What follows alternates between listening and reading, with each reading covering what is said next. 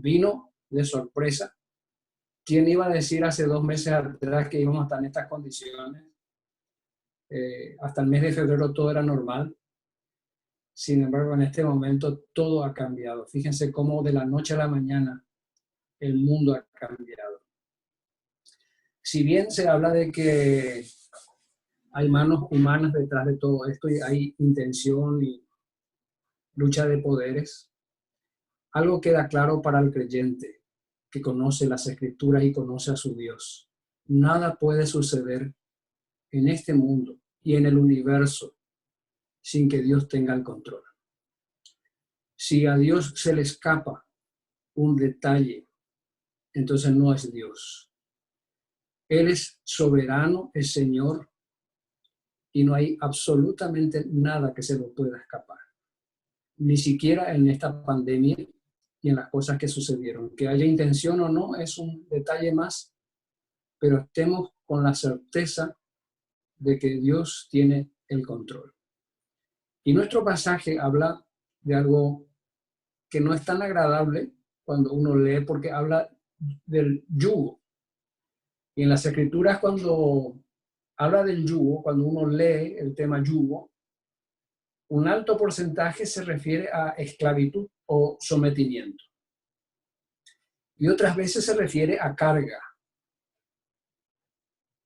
El yugo es un instrumento de madera que está preparado, elaborado, estructurado para poner sobre el cuello del animal, sobre las 7 vértebras que tiene en el cuello, de tal forma que el par de bueyes o el par de asnos no puedan separarse y puedan cumplir fielmente el propósito que tiene el dueño para hacerlos trabajar.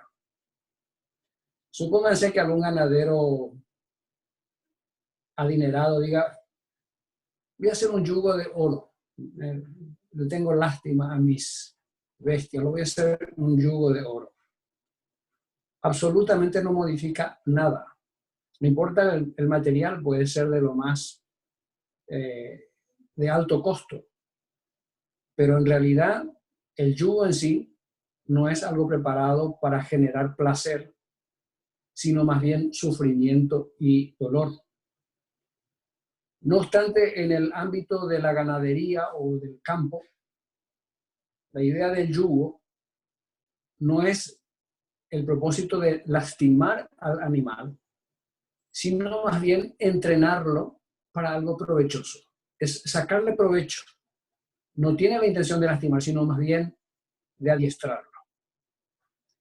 El buey joven no se lo adiestra ni hablando ni amaestrando, sino que tempranamente se lo pone a un yugo, a un buey más viejo, que le obliga al buey joven a acompañar, a dar los pasos correspondientes. No se puede poner un par de animales de diferentes razas. Primero, que no va a funcionar, y segundo, que en las Escrituras está, por Dios está eso prohibido. Deuteronomio 22:10 dice: no pondrás buey con asno para arar. Esa figura de no poder colocar bestias de razas distintas es lo que Dios utiliza a través de Pablo para enseñarnos que no es bueno la yunta desigual entre creyentes y no creyentes. Por eso dice Pablo: no os unáis en yugo desigual con los infieles. 2 Corintios capítulo 6. Ahora, en el ambiente de las personas, el yugo tampoco es una figura atractiva, porque nos habla más bien de disciplina. No es agradable ni para el joven ni para el adulto. Cuando hablamos de disciplina, es algo que humanamente por lo menos nos da un atractivo que, digamos, no veo la hora de ponerme el yugo, al contrario. Entonces, vamos a considerar el yugo en ese sentido figurado que la palabra de Dios lo pone, como un lazo, como algo que une, como algo que junta a dos personas para disciplinar o para orientar hacia algo en particular. Esos lazos pueden ser una amistad o compañerismo, que en alguna medida puede representar lazo o yugo. Entonces, esa figura del lazo o de yugo, utilizándole en la figura de la amistad, no impacta tanto en nosotros cuando se trata de un compañerismo de trabajo o de facultad o de colegio. Por lo general, un compañerismo de ese tipo no nos impacta o poco influencia en nosotros. Pero cuando es una amistad interpersonal, mucho más profunda, una amistad que ya nos marca, las cosas cambian. Y normalmente el ser humano no es un ser que no se quiera juntar, es antigregario. No. El ser humano no le agrada la soledad. Por lo general busca estar con alguien. Busca en el momento de ocio con quién compartir. Entonces, más que nunca, cuando hablamos de yugo con respecto a la amistad, más que nunca es vigente el refrán que dice: dime con quién andas y te diré quién eres. Un hijo de Dios no puede tener una amistad muy profunda con alguien que no es creyente, porque maneja valores diferentes, valores distintos.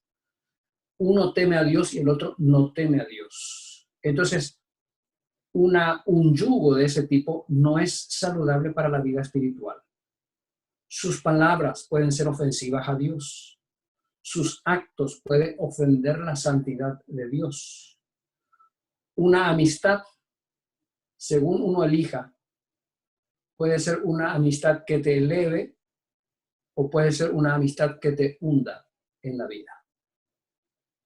La mayoría de los que se iniciaron en droga, en la adicción, comenzaron porque un amigo, entre comillas, le ha dado la primera dosis. Veamos el yugo como un lazo para entrenamiento, porque no solamente es un lazo de amistad. El yugo, el propósito del yugo en el caso de ganadería es adiestrar al buey joven. Entonces, miremos al yugo como un entrenamiento. De todos modos, el entrenamiento de por sí no es algo que sea tan agradable, porque un entrenamiento demanda sacrificio. Según nuestro pasaje, dice que es saludable, es bueno el yugo. Y vamos a poner un ejemplo. Muchos medicamentos, muchas medicinas no son agradables al paladar, pero es saludable para el cuerpo y para la salud. Someterse a una cirugía, nadie dice, bueno, no veo la hora de operarme. Generalmente uno rehúye a toda cirugía, pero uno tiene que pasar por un apremio, por una situación dolorosa, pero es para salud. Es desagradable, pero es saludable para mi cuerpo. Entonces, a través de cosas desagradables logramos objetivos buenos. Entonces, debemos recordar que no todas las cosas agradables son buenas y no todas las desagradables son malas para nosotros. Hay cosas que son agradables, pero no son buenas. Lo dice el mismo libro de Proverbios. Comer mucha miel, dice, no es bueno. Sin embargo, es agradable al paladar, porque es dulce. Pero dice, comer mucha miel no es bueno. Entonces, en este proceso de adiestramiento, si usamos el yugo como un proceso de adiestramiento, por lo general va asociado a sacrificio, a dolor, a esfuerzo. En el deporte, uno ve a un deportista muy habilidoso, a los que son amantes del fútbol me van a entender de lo que estoy hablando. Un deportista, digamos un futbolista con mucha habilidad, si no es disciplinado, si no se entrena, uno al poco tiempo se da cuenta que los resultados o su rendimiento es absolutamente fuera de lo que uno estaba esperando de él. Hay una tremenda decepción a veces de gente muy habilidosa y esto o no se quiere entrenar o tiene una vida desordenada o es dado al alcoholismo o alguna otra cosa. Entonces, Fíjense cómo en el deporte, en el estudio se puede ver este tema. Es fácil, por ejemplo, estudiar para aprobar una materia. Es más difícil estudiar para aprender una materia. Y yo diría que como jóvenes ustedes tienen que apuntar a lo segundo. No prepararse para rendir, sino prepararse para aprender y conocer. Cuando uno se recibe, cuando uno egresa, uno se da cuenta del rendimiento profesional de una persona que ha aprobado sus materias cuando estudió solamente para aprobar y no para aprender. Entonces, en el rendimiento posterior se ve si esa persona ha sido disciplinada en su estudio o no. Entonces, el yugo como disciplina lo tenemos que incorporar en la vida, y la Biblia dice, es bueno al hombre ponerse el yugo, llevar el yugo desde su juventud. Yokoi Kenji es un conferencista colombiano, a lo mejor algunos de ustedes lo escucharon, es muy conocido. Y Yokoi Kenji es un colombiano con ascendencia japonesa. Y él dijo lo siguiente con respecto a la pandemia, por ejemplo. Dice, la disciplina tarde o temprano vencerá a la inteligencia. En este tema de la pandemia del coronavirus, hay países con mayor capacidad económica que nosotros, decía él. Incluso con mayor desarrollo cultural. Sin embargo, nada de eso es muy útil para un caso de pandemia como el que estamos viviendo. Solo el pueblo más disciplinado podrá salir mejor parado de esta epidemia. Por eso dice, tarde o temprano la disciplina vencerá a la inteligencia. Yo me acuerdo de una colega oriental que estudió acá en nuestro país, es nacida acá pero de sangre oriental. Su padre siempre le decía, mi hija, el promedio de tu cociente intelectual es el promedio normal de todos. Vos vas a tener colegas mucho más inteligentes que vos, porque su cociente intelectual es mejor. Pero no hay nada mejor que la disciplina. Con la disciplina y la persistencia vas a superar ampliamente a aquel que tiene mayor coeficiente intelectual que vos. Entonces, el yugo como disciplina es algo desagradable. A nadie le gusta ser empujado u obligado a hacer algo. Sin embargo, cuando uno aprende la disciplina, después ve el resultado. Veamos el yugo en el campo espiritual. Ahí en 11:29 de Mateo, Jesús dijo algo tan importante. Él dijo, llevad mi yugo sobre vosotros y aprended de mí, que soy manso y humilde de corazón, y hallaréis descanso para vuestras almas. El yugo en el campo de la ganadería, el objetivo es que ambos tiren el carro con la misma carga, así que la carga sea equitativa, que todos lleven el mismo peso. Esa es la idea del yugo en la ganadería. El buey maduro lleva el ritmo lento y seguro. El buey joven trata de salirse, pero finalmente tiene que ajustarse porque sus esfuerzos son vanos y finalmente se amolda al ritmo del buey maduro y el rendimiento es distinto. Bueno, en la vida cristiana también es así. Y Jesús, cuando enseñó este tema, dijo, llevad mi yugo sobre vosotros y aprended. Fíjense que el yugo es muy docente, muy pedagógico, enseña. Porque dijo, poned mi yugo sobre vosotros y aprended. Tenemos que rescatar para mí, esta joya de lo que el Señor nos deja. Había sido que el yugo, había sido que la disciplina, había sido que nos enseña y nos enseña algo tan importante que no se puede adquirir ni siquiera en nuestro día, en el día de nuestra conversión, que es la mansedumbre y la humildad. Ustedes sabían que la mansedumbre y la humildad no se adquiere con la conversión. Hay muchos creyentes que les falta justamente la mansedumbre y les falta la humildad, porque esto no viene con la conversión. Esto viene con el yugo. Por eso el Señor hizo esa invitación. Poned mi yugo sobre vosotros, para que puedan aprender de mí. ¿Y qué es lo que tenemos que aprender? La mansedumbre y la humildad de corazón. Entonces, fíjense cómo el yugo en el campo espiritual nos da la posibilidad, la riqueza, el privilegio de aprender algo tan escaso en el mundo cristiano, que es la mansedumbre y que es la humildad. Todo joven, todo creyente necesita sujetarse a algo que tenga que llevarlo o conducirlo a la disciplina para que pueda crecer o avanzar en la vida cristiana. Miren, yo les invito a tomar un compromiso con el Señor. A los jóvenes de Vallepuco, les invito. Yo he tomado un compromiso con el Señor temprano. Eso me ayudó muchísimo y me libró mucho. No se imaginan las cosas que me libró el haber tomado un compromiso con el Señor tempranamente. Yo les animo a tomar un compromiso con el Señor, a ponerte voluntariamente el yugo del Señor sobre tu cuello. El primer yugo o el primer compromiso que te animo a tomar es tratar con el pecado de una forma tajante y cortante.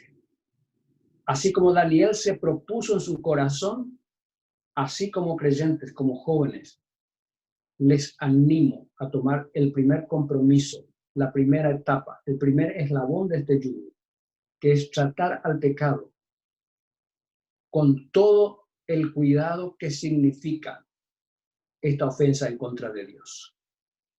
El segundo eslabón de el yugo que les animo a tomar es un compromiso de guardar lo que nuestra boca diga. Nuestra boca al abrirse puede perjudicar a otros. Nuestra boca al abrirse puede ofender a Dios, puede ofender a la santidad de Dios. Entonces, primer compromiso o primera etapa o primer eslabón del yugo es tratar al pecado como debe ser tratado, como algo que ofende a Dios. Segundo, cuidar nuestra boca, cuidar nuestro vocabulario, porque eso ofende a Dios. Tercer compromiso o tercera parte del yugo. Nada hagas en esta vida que no sea para la gloria de Dios. Todo lo que hagamos, incluso en el momento de diversión, debe dar gloria a Dios. ¿Te agrada un equipo de fútbol? Fantástico. Disfrútalo. Pero no hagas lo que otros hacen. No tengas el fanatismo que otros tienen. Con el fanatismo y con lo que los otros hacen no vas a dar la gloria a Dios en ello. Pero puedes disfrutar de lo que te agrada, el deporte. Pero cuidando que aún en nuestras diversiones podamos dar la gloria a Dios. Cuarto compromiso. Proponerte con lo que el Señor da como mandamiento. Sed llenos del Espíritu Santo de Dios. Efesios 5:18. Sed llenos. Y la llenura del Espíritu, que es todo un capítulo, solamente voy a dar una pincelada para que tengan una idea. La llenura del Espíritu es un proceso que viene como consecuencia de algo, no de pedir, porque hay mucha gente que pide al Señor, lléname de tu Espíritu. Pero el Señor jamás va a llenar una vida que no tiene los requisitos que acabamos de hablar. Si no tratamos al pecado como debe ser, si nuestros labios dicen palabras que ofenden a la santidad de Dios y nuestra conducta no es para gloria de Dios, es muy difícil que el Espíritu Santo de Dios nos llene. Es decir, la llenura del Espíritu viene como consecuencia de dar los pasos que estábamos hablando anteriormente. Entonces no es cuestión de pedir, sino es cuestión de impedir que entre en nuestras vidas aquellas cosas que molestan al Espíritu Santo de Dios. Quinto, un compromiso de proponerte que no te contaminen. Una de las cosas que el enemigo hace es tratar de contaminar tu vida. Trata de contaminarte, sea con lo que fuera. Cuando Daniel dijo, se propuso en su corazón no contaminarse con la comida y la bebida. Si bien para ellos eso era contaminante, eso es una figura de muchas cosas que puede contaminar nuestra vida en este mundo. Y ustedes como jóvenes con más razón. ¿Y cuáles son las cosas que nos contaminan? Las cosas de la vida privada. Aquello que en la soledad y en lo oculto uno practica o hace. Es casi imposible en el mundo occidental que vivimos que podamos escaparnos de la sensualidad.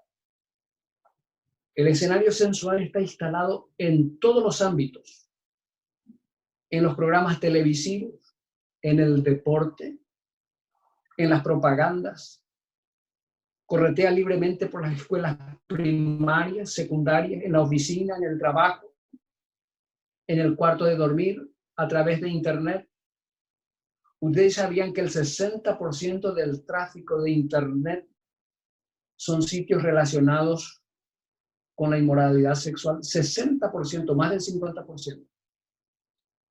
Y nos llama la atención, y eso nos debe extrañarnos, somos seres sexuados. Y aquí me voy a detener un rato, a lo mejor después vienen preguntas. Los seres irracionales, como los animales, entran en un tiempo de celo y ahí recién son atraídos por el sexo opuesto. Sin ese periodo de celo, los animales no se aparean, no se atraen. Tiene que haber un proceso de celo.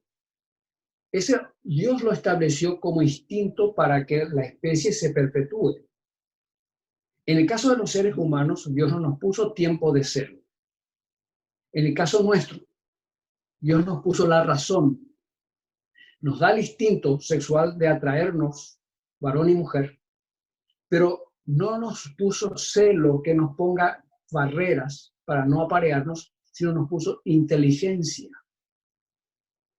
Y a través de el ejercicio racional, entonces nosotros manejamos esto que Dios puso en nosotros. Somos seres sexuados. La atracción que existe en nosotros por el sexo opuesto es normal, natural y puesto por Dios. Pero Dios nos ha dado la razón, la inteligencia y en caso de nosotros como creyentes, el temor de Dios y la obra del Espíritu Santo de Dios en nosotros para, como el yugo, disciplinar aquello que es natural en nosotros. Entonces, es bueno al hombre llevar el yugo desde su juventud. Disciplinar todos nuestros apetitos es muy importante. Dios no nos quita cuando nos convertimos, no es que desaparecieron todo eso, al contrario, siguen tan normal como siempre. Solo que en este momento tenemos ahora la ayuda del Espíritu Santo de Dios en nosotros y su palabra que nos ayuda a disciplinar aquello que cuesta disciplinar.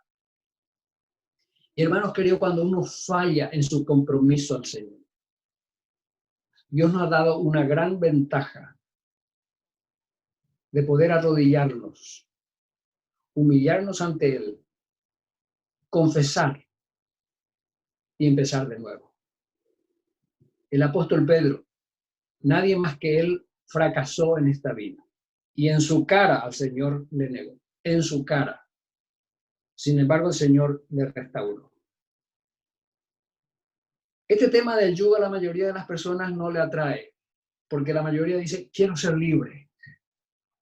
Libre como un vagabundo espiritual.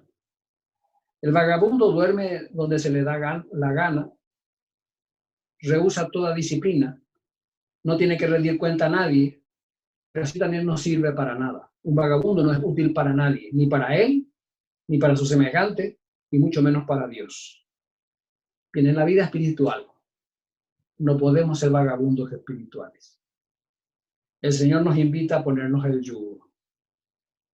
Ese yugo, cuanto más temprano nos pongamos, mejor.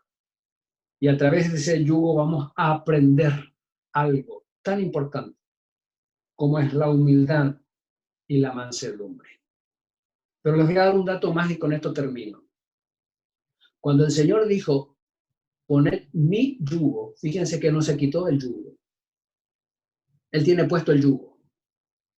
Él no dijo, póngase el yugo, dijo, póngase mi yugo. Entonces, cuando nosotros como creyentes inclinamos la cabeza para ponernos el yugo, la cabeza del Señor está cerca, pegado a nosotros.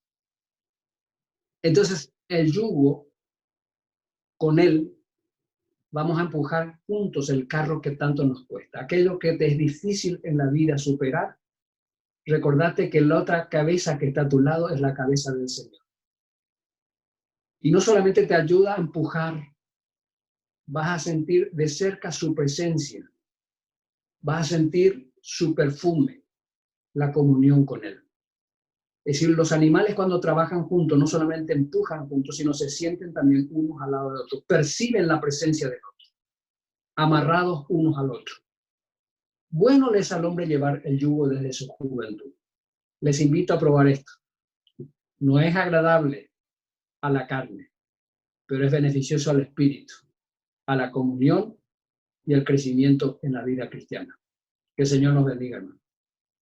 Un saludo para todos, saludo también al hermano por su buena predisposición y también de esa manera alimentarnos a nosotros en esta época de cuarentena. Así mismo. Bendiciones, hermano. Hermano Rubén, yo tengo una pregunta con respecto a lo que mencionó, que los seres humanos somos personas que sentimos atracción por el sexo opuesto, es algo natural, eso tendría que ser lo natural. Y usted mencionó que tenemos la inteligencia para poder usarlo eso en tiempo y en forma. Entonces, yo me pregunto, para aquellas personas que sienten atracción por el mismo sexo, ¿es un mal uso de su inteligencia o es un capricho nada más lo que ellos tienen? Porque muchas veces, hoy en día, sí, hoy en día se dice que no es una enfermedad mental eso, que es algo normal, pero en realidad no es así. Entonces, ¿cuál sería su opinión con respecto a eso? La Biblia lo llama perversión. Así es sencillo, es una perversión. Es cuando Dios permite que la mente de una persona perciba algo como natural, no siendo natural. Dios le entrega a esa persona a la concupiscencia de la carne. Es decir, mucha gente que explora su cuerpo, porque este mundo que vivimos dice explorar tu cuerpo. Y al explorar te das cuenta que hay cosas que te son agradables, pero son cosas que desagradan a Dios. Uno dice, ¿cómo en la Biblia vamos a encontrar que Dios prohíbe que un hombre se acueste con otro hombre como si fuese con mujer? Porque era posible que eso sea atractivo para el ser humano si exploraba su cuerpo. Entonces, estamos hablando de cosas que en la Biblia ya el Señor puso que eso no está bien. Evidentemente, porque una de las cosas que dicen la gente que practican eso, dice, vos decís que eso no es bueno porque nunca probaste. No hace falta probar para saber que es bueno. La gente lo dice que no es bueno. Yo le creo a Dios. Entonces, cuando uno transgrede las reglas de Dios, va a sufrir las consecuencias. Entonces, eso no es una enfermedad, es una perversión. Perfecto, hermano. Y otra consulta más, con respecto también a lo que es el yugo es igual. No quiero que nadie de los que están aquí presentes tomen a mal, pero es una pregunta desde la perspectiva de un joven. Es claro la Biblia que dice no unirnos en yugo desigual, pero hay también, por decirlo así, vamos a decirle, personas que lograron en su momento convertirle en este caso, a su pareja, o ya sea a su novia, pero en el momento en que ellos entablaron una relación, uno no era convertido, entonces con el tiempo, ya sea después del matrimonio o antes, se convirtió esa persona, entonces los dos están sirviendo al Señor.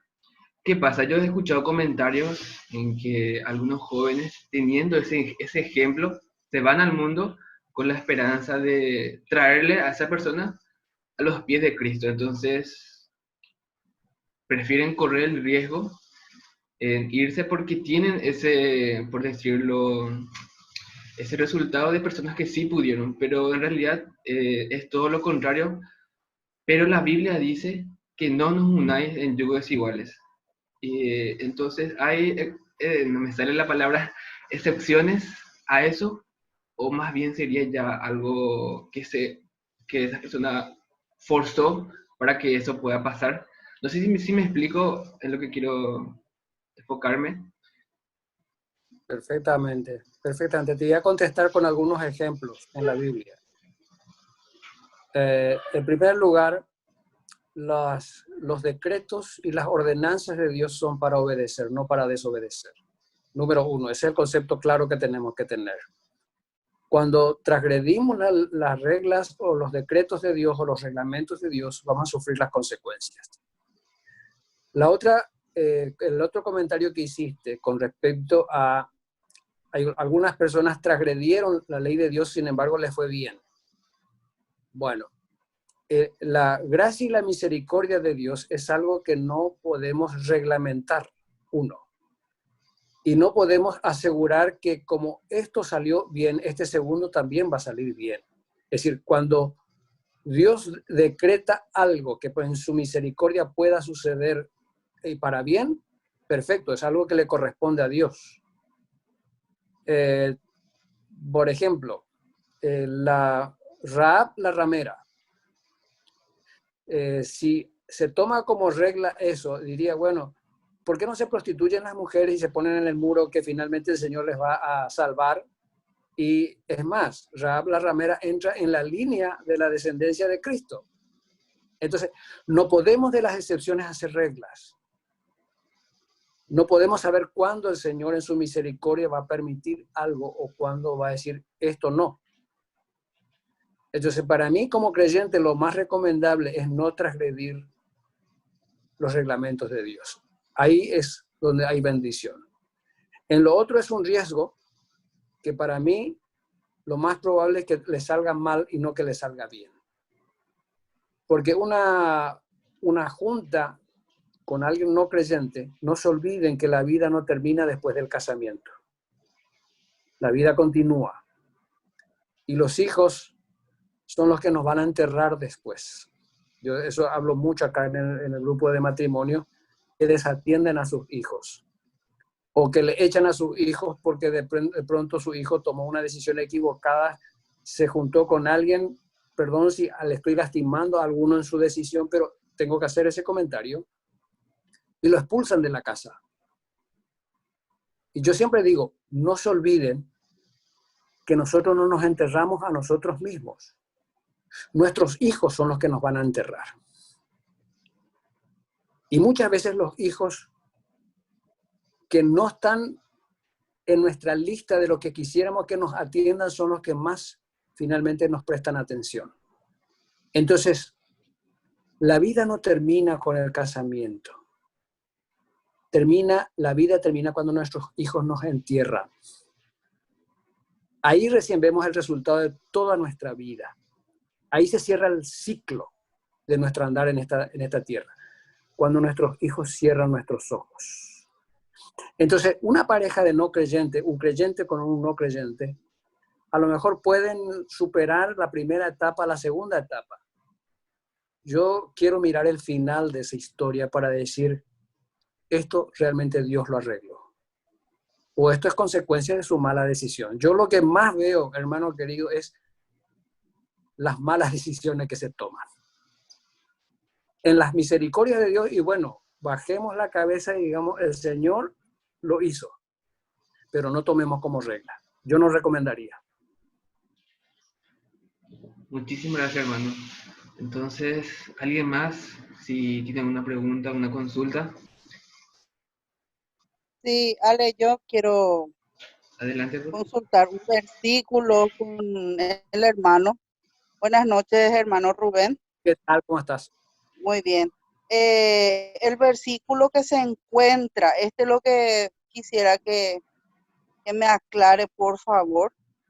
En 1 Corintios 7:14, dice así: porque el marido incrédulo es santificado en la mujer y la mujer incrédula en el marido. Pues de otra manera vuestros hijos serían inmundos, mientras que ahora son santos. Sí. ¿Cuál es tu pregunta con respecto a ese versículo, hermana? ¿Y si en qué sentido es santificado en la mujer el marido incrédulo? Sí, ese pasaje está escrito en primer lugar para aquellos que ya se encuentran casados y su conversión se produjo después. Uno es creyente, no es creyente. Entonces, el apóstol escribe, dice, no se separe por el simple hecho que no sea creyente. Siga con él, dice. Al seguir, el marido es santificado en ella. Es decir, ¿en qué sentido? Santificado significa apartado. Uh-huh. Cuando el Señor protege al creyente, sus ángeles acampan a nuestro alrededor. Entonces, un creyente, los ángeles del Señor acampan y protegen ese sitio. Si en ese sitio hay un inconverso, que puede ser el marido, en este caso si es una mujer, sí. Fíjate cómo es santificado esa persona por la presencia de ese creyente ahí, o esa creyente. Sí. Entonces, ahí es donde ese marido no creyente es santificado por su mujer creyente, o al revés. No habla de salvación. Uh-huh. Sí, No, entiendo. Nada que ver salvación. Habla de santificación, es decir, estar apartado. Voy a darle una explicación clara sobre este tema. ¿Cómo actúa Dios? Los ninivitas, cuando Dios le dice, arrepiéntanse, porque en 40 días viene un juicio en contra de ustedes, desde el mayor hasta el menor se arrepintieron. Y Dios no trajo su juicio. Pero no habla que los ninivitas se hayan convertido. Fíjate cómo Dios les bendijo a ese pueblo por haberse arrepentido. No les dio la salvación, pero les bendijo al no traer un juicio. Entonces, eso es lo que tenemos que aplicar nosotros en estos casos. El no creyente, el marido no creyente, es santificado por la presencia de un creyente, bendecido. Si el coronavirus, vamos a usar este ejemplo, ese hombre está viviendo con un creyente, Dios lo protege. Eso es el significado, el alcance que tiene.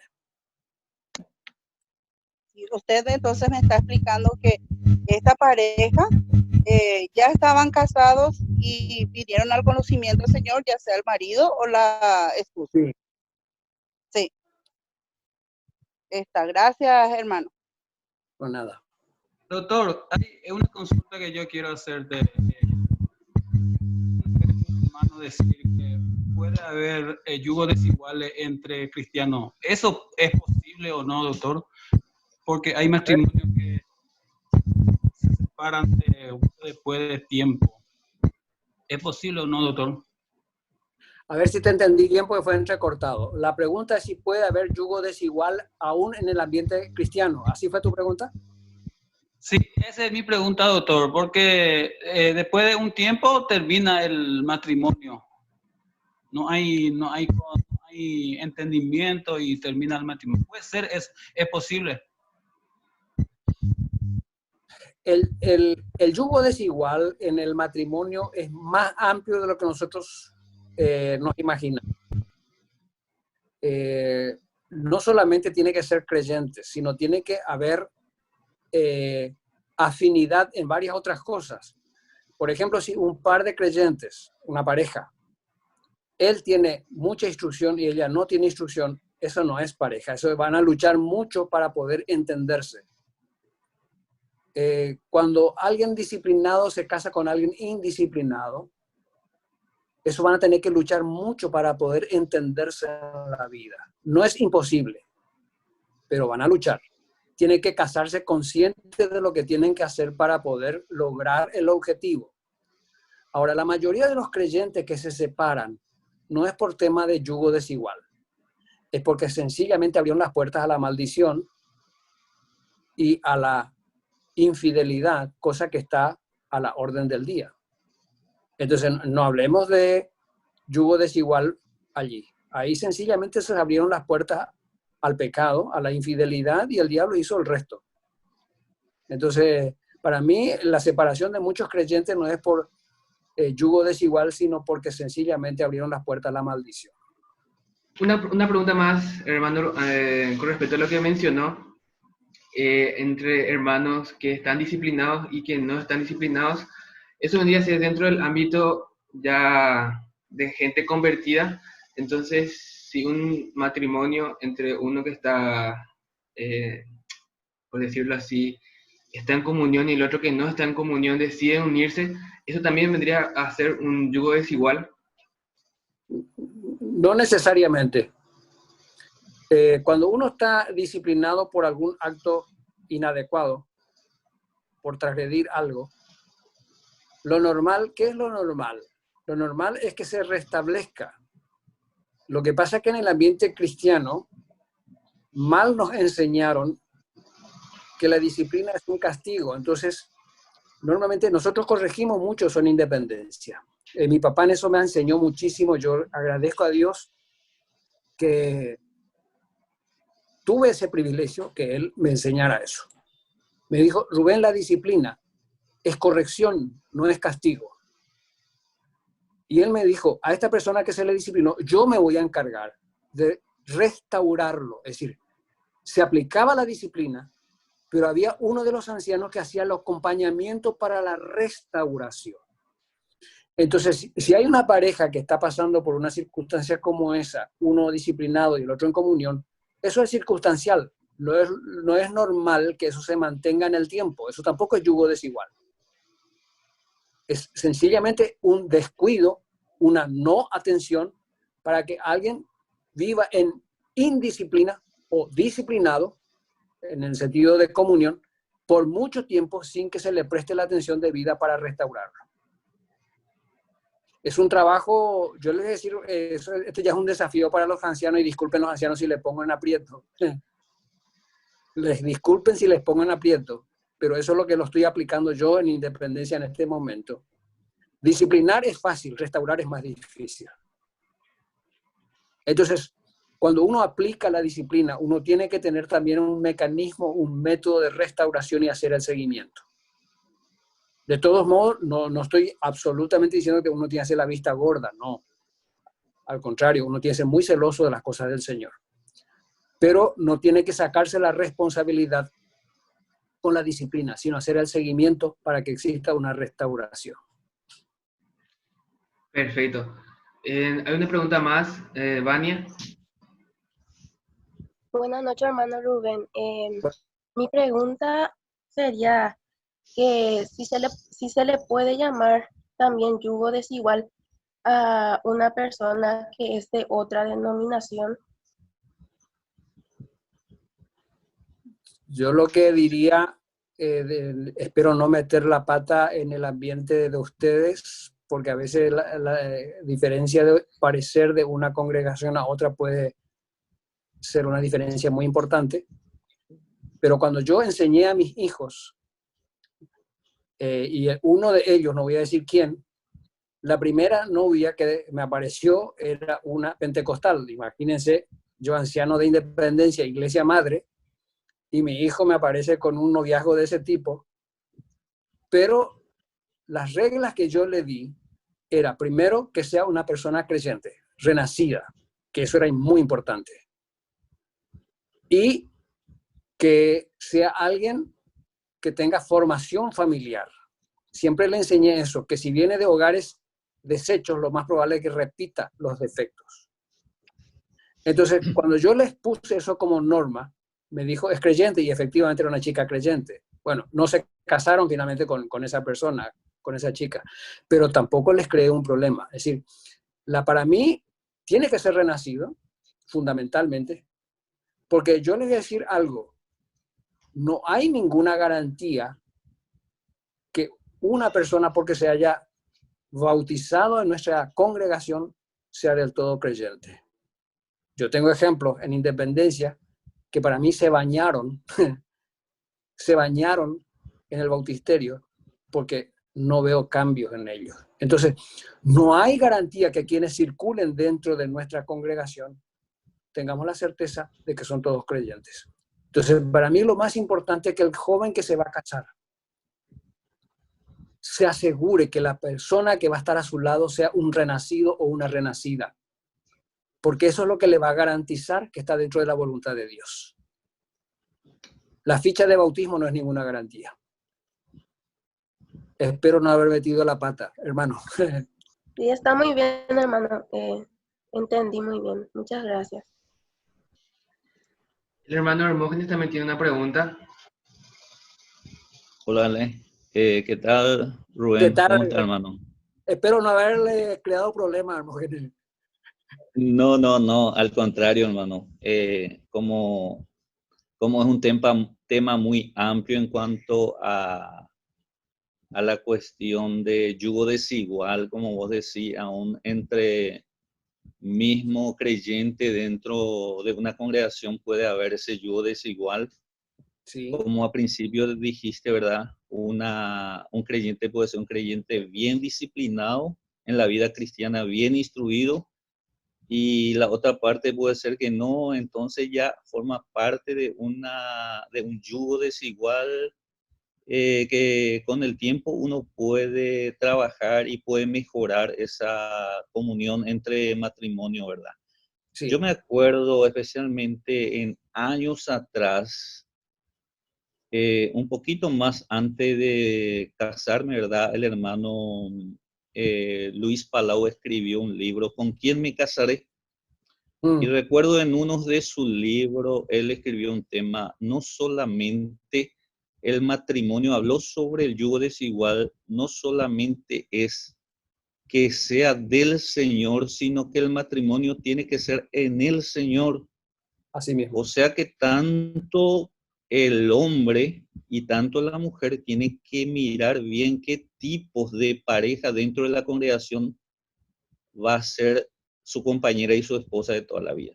Si tiene esa misma visión, ese mismo llamado y este mismo deseo espiritual, tanto el uno como el otro tiene que tener, porque en vez de ser una ayuda idónea dentro del matrimonio, a veces es una carga idónea, porque vos querés hacer algo, pero el otro pone barrera, como se dice, pone palo en la rueda y te imposibilita ejercitar el ministerio. O sea que no tiene, sea el varón o sea la mujer, esa misma visión que debiera de tener. Es dentro del ambiente cristiano mismo. Y de repente también, ¿verdad? Como Vania preguntó, es yugo desigual que un creyente, especialmente los hermanos libres, se case con un hermanos de otra congregación. La barrera, el yugo desigual va a ser las doctrinas o algunas prácticas diferentes que uno va a encontrar en ese tipo de persona, ¿verdad? A través del tiempo, ¿verdad? Uno de ellos tiene que ceder para que sea compatible el matrimonio, pero en muchos de los casos no sucede también eso. Entonces, una cuestión de tiempo y de entendimiento y de hablar mucho, pero siempre va a haber un problema, una barrera dentro de ese matrimonio, ¿verdad? Como estuve diciendo, ¿verdad? Y como vos estaba enseñando, que es muy amplio esta cuestión de yugos desiguales, aún hasta el mismo ponerle oficio, por ejemplo, dijo el hermano en ese libro, ¿Con quién me casaré?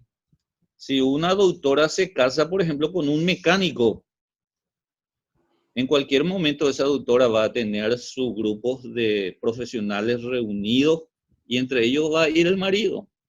Entonces va a haber un cierto tipo, uno de ellos en cuestión emocional, ¿verdad? No va a querer estar en ese grupo o se va a sentir inferior. Entonces todo esto también abarca también esa cuestión de yugos desiguales. Él estaba explicando nomás la forma simple, hermano, en su libro. Ahora que me acuerdo de esos puntos, o sea que lo interesante y lo importante es, porque el matrimonio es para toda la vida, así se nos ha enseñado y nos enseña la Biblia, que esa unión Dios perpetuó y es para toda la vida, ¿verdad? Y lo interesante es que, como vos decís, ese matrimonio sea hasta la muerte.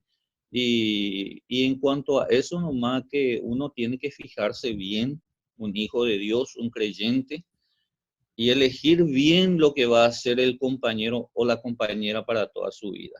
Y la mejor manera de prever es ver qué tipos de espiritualidad tiene el hombre o la mujer, aunque en esas épocas de enamoramiento poco nada nos fijamos en eso, especialmente en la etapa de juventud, ¿verdad? Pero eso va a ser fundamental en la permanencia del matrimonio, porque ahora, por ejemplo, matrimonios nuevos que se separa acá en nuestro medio mismo, estamos viendo, ¿verdad? Que uno diría, bueno, eligió mal o no se quisieron nunca, o falta de espiritualidad, o sea que hay en juego mucha cuestión, ¿verdad, hermano? En cuanto a esto, lo importante es que el creyente mire bien, no sea llevado por la pasión momentánea, que observe bien la esposa o el esposo que toda la vida va a ser para él. Eso es lo que yo puedo también en mi parte aconsejar a los hermanos y a las hermanas que están mirando formar un matrimonio, y esa cuestión de la costumbre que se están tomando de traer, sea novio o novia del mundo, con el riesgo de decir voy a convertir, porque ese es el tema que está diciendo mucho, voy a convertir como hizo fulano o como hizo fulana, y voy a traer, es un riesgo, ¿verdad? Puede ser que al principio se torne, por ejemplo, algo bueno, pero ahí nos relata, por ejemplo, el caso de Ruth capítulo 1, por ejemplo, Elimelech y Noemí. Hubo problema en Belén, faltó alimento. Ellos se fueron en Moab. A principio era una buena decisión porque su hijo estaba pasando hambre y también ellos, pero dejaron su congregación y se fueron en el lugar de maldición porque ese lugar era maldecido por Dios. Dice la palabra de Dios que en ese lugar murió Elimelech y contrajeron matrimonio con mujeres moabitas. Y dice que pasó 10 años, o sea que estuvo bien esos 10 años. El matrimonio anduvo bien sobre los rieles, se puede decir, momento económico floreciente, estaba bien en ese lugar. Pero le llegó las consecuencias de las malas decisiones. Murió Elimelech, murió sus hijos Malón y Keleón, y se quedaron las mujeres viudas, ¿verdad? Y especialmente en esa época, ¿verdad? Que ser una viuda era como ser despreciado en la sociedad. Se tenía algo mal concepto de las viudas, ¿verdad?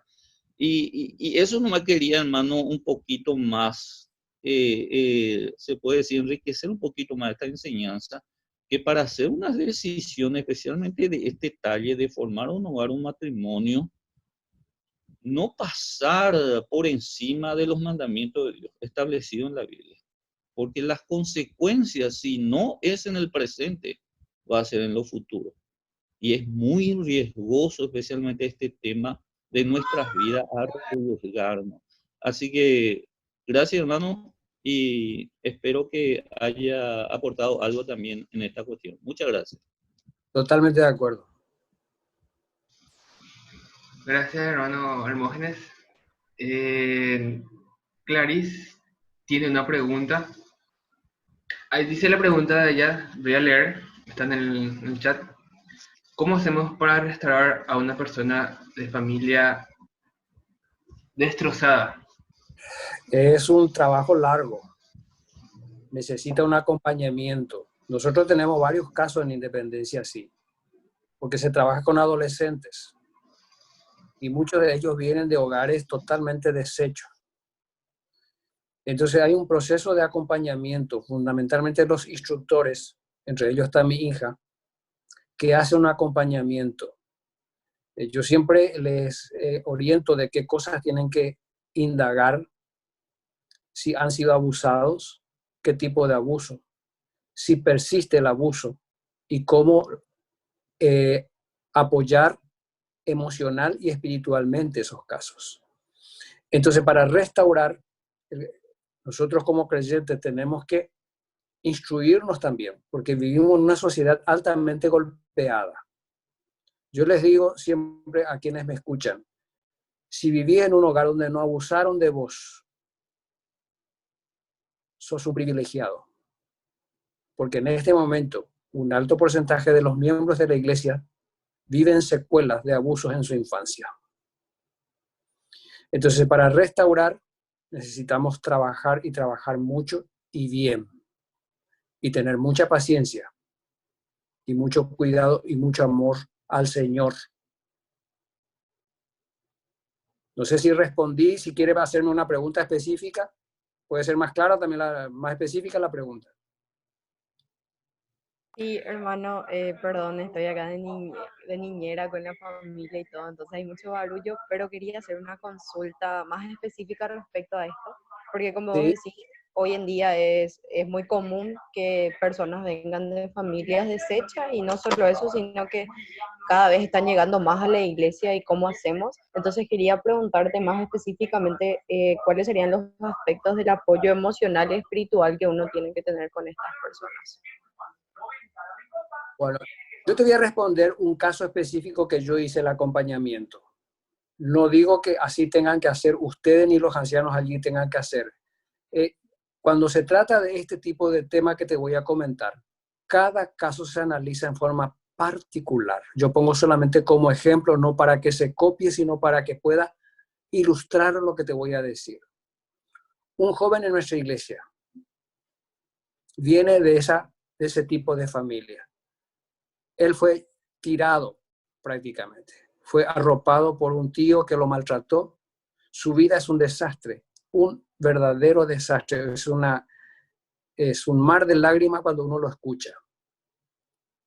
Sale a trabajar, es indisciplinado por el tipo de vida, tiene muchos dones, predica muy bien, pero al 2x3 cae en pecado, se lo disciplina como 10 veces la habremos disciplinado ya, 10, y me quedo corto.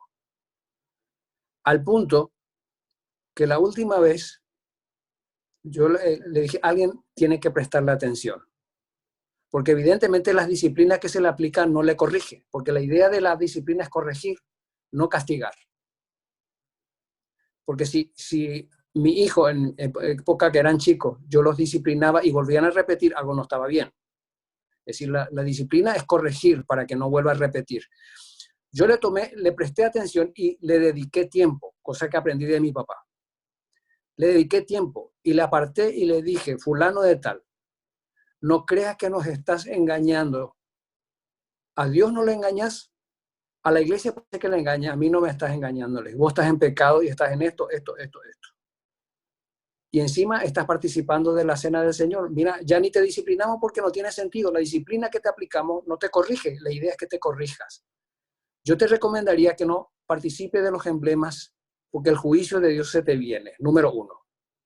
Número 2, ¿querés salir de esta situación? Le dije, ¿cuál es lo que es tu futuro? Le dije, y le pinté el futuro que le esperaba, porque ya no es un chico grande. Vos querés casarte, querés tener hijos, no querés que repita el mal que vos tuviste, ¿verdad? Sí. Bien, los pasos que estás dando, nada te va a llevar a buen puerto. Entonces, de todos los trabajos le chutaron. Y la última vez yo la agarré y le dije, mira, vos respondiste de esta forma a tu jefe y es normal que te echen. Vamos a orar para que el Señor te dé una última oportunidad y vuelvas a tener trabajo. Logró el trabajo, se respondió esa oración. Le dije, bueno, mira, fulano de tal, vas a empezar a hacer estos pasos. Es decir, le di deberes para hacer. Y se iba cumpliendo. Entonces, ese es el acompañamiento. Cuando paso a paso vas tocando el tema sobre las piedras que él va tropezando. Entonces, cuando uno aplica ese tipo de acto, uno tiene resultado. Entonces, no es solamente disciplinar, sino es acompañar. No sé si te ayudó en algo la ilustración. Sí, muchísimas gracias, anciano, está súper genial. Gracias. hay muchos hermanos que te están escuchando de acá de Vallepucú, también de distintas otras partes del país y del mundo, Estados Unidos. Entonces, no sé si hay unas palabras que quieres hablar a alguien, dedicarnos, hermano. Sí, que no desperdicien este tiempo que el Señor les regala. La juventud para mí es la mejor etapa que uno puede consagrarse. Yo cuando le di al Señor mi compromiso, no tenía idea del alcance que tenía, pero lo hice de corazón. Y les puedo asegurar que el Señor me ayudó en todas mis flaquezas. Él me ayudó. Y donde Él me puso hoy es porque Él me trajo. Pero eso es resultado de un compromiso que yo tomo tempranamente con Él. Y antes de casarme, yo conversé con mi esposa, cuando yo era mi novia. Le dije, mira, yo tengo este llamado delante del Señor, le dije. Lo más probable es que no llegue a tener dinero, porque siento el llamado para servir al Señor. Bueno, esa es una conversación que yo tuve antes de casarme. Y la respuesta de ella fue, ningún problema. Contigo a cualquier parte menos al infierno. Entonces, ella asumió el compromiso conmigo. Entonces, traté en lo posible de que no sea un yugo desigual, aún en el ambiente cristiano. Y eso se logra cuando uno va caminando con madurez, responsabilidad y temor de Dios. El joven puede hacer muchísimo, no tienen ni idea ustedes lo que Dios puede hacer con ustedes si ustedes dan ese paso, pero Dios necesita que ustedes se comprometan. Si no se comprometen, Dios no va a obrar. Si ustedes prueban a Dios, pónganle a Dios a prueba. Probadme en esto, Dios. Entonces, pónganle a prueba, pero comprométanse y van a ver el resultado. Dios necesita gente con compromiso. Muchísimas gracias, hermano. Tomo esas palabras y estoy seguro que todos están aquí escuchando también. Entonces, no queda más que agradecer primeramente a Dios por permitirnos escuchar una de su palabra. Y Julián tiene una pregunta más. Muchos amigos me comentan su preocupación de su quebranto, ¿verdad? Y las dificultades que tiene, ¿verdad? ¿Qué pasa? Por ejemplo, a la hora de tomar noviazgo, hay muchos amigos que toman compromiso con mujeres que no es de nuestra denominación, ¿verdad? Y hay personas que quieren tomar con personas de nuestra denominación, pero no le funciona. O sea, se le acerca, se le habla a esa chica, pero como el dicho popular, martillo de goma o rebotar. Y esa veces, por ejemplo, ocurre ahí cuando el joven dice, no penéis, tengo todo lo que necesita, ¿verdad? Pero no le sale el compromiso con la persona que es de nuestra iglesia, ¿verdad? Y entonces, por despecho, agarra y se va y toma compromiso con personas y conversa. Muchos de los jóvenes son así, y yo como crecí con varios, sé que son así, tienen ese pensamiento. A veces, cuando más tomamos compromiso con Dios y queremos también tomar compromiso con una mujer, se nos dificulta. Y el enemigo muchas veces utiliza ahí para meterte muchas cosas en la cabeza. Pero si no está firme en la roca, como se dice, que es de Jesús, muchas veces muchos decaen y esa cuestión, ¿cómo podría ser? Porque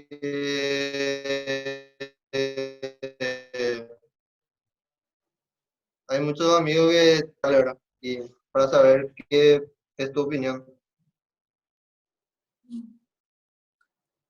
Escuché entrecortado, pero creo haber entendido tu pregunta y preocupación. Vuelvo a insistir en un tema. Para mí lo más importante que la persona tema a Dios, primero que sea creyente y segundo que tema a Dios. La persona que teme a Dios, muy difícil que haga algo que ofenda a Dios. Yo te voy a dar una respuesta en este sentido. Hay muchas cosas que con mi esposa, cuando éramos jóvenes, recién casados, parecía que éramos realmente un yugo desigual, en el sentido que no nos entendíamos, a pesar de toda la conversación que tuvimos, y eso le va a pasar a muchos de ustedes y le habrá pasado, que después de casado descubren un montón de cosas que no trataron antes de casarse. Pero como ambos teníamos temor de Dios, temor de ofenderle a Él, encontrábamos la forma de ir solucionando nuestras diferencias. Entonces, eso no se compra en ninguna parte, el temor de Dios. Y el temor de Dios no es algo que solamente uno puede encontrar en el grupo de los hermanos libres. Yo conozco gente muy temerosa de Dios y que no pertenecen a nuestra congregación. Así también conozco gente de nuestra congregación que no tiene ningún temor de Dios. Es decir, eso no hace falta de discutir, eso es bien evidente. Entonces, lo más importante para mí que un joven es que se busque a alguien que le teme a Dios. Ahí no se va a equivocar. Ahí no se va a equivocar. Ahora, el otro que vos me comentaste de que cuando se decepciona porque rebotó de una chica o de lo que fuese, yo decía, ustedes de Vallepucú son los que menos problemas tienen. Ustedes no se dan cuenta porque ustedes están allí, pero nosotros, yo que miro de afuera, la cantidad de jóvenes que tienen ustedes allí es como para repartir. Ustedes no tendrían que tener problemas. El problema tienen las otras iglesias que no tienen nada. Los jóvenes no tienen a quién mirar más que una partida de viejos. Entonces, y lo mismo las chicas no tienen varones a quién mirar. Ahí ustedes tienen de sobra quién mirar a quién. ¿Cuál es el problema de ustedes? Que nacieron como familia y se conocen todos. Son como hermanos y se conocen hasta el último detalle. Entonces es muy difícil cuando un grupo de jóvenes han crecido como si fuese una familia, que de pronto piensan de una manera distinta en la otra persona, como una pareja para la vida. Pero en teoría, ustedes son los que menos problemas tendrían que tener, porque tienen una abundancia de mercados, compañeros, tanto del grupo femenino o masculino. Ustedes el problema que tendrían que realmente resolver es si esa persona que está cerca a usted le teme a Dios. Eso es lo más importante, el temor a Dios. No sé si respondió en algo tu pregunta, hermano.